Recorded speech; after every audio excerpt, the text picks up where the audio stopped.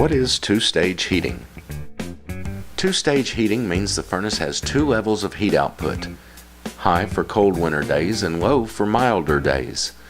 Since the low setting is adequate to meet household heating demands 80% of the time, a two-stage unit runs for longer periods and provides more even heat distribution.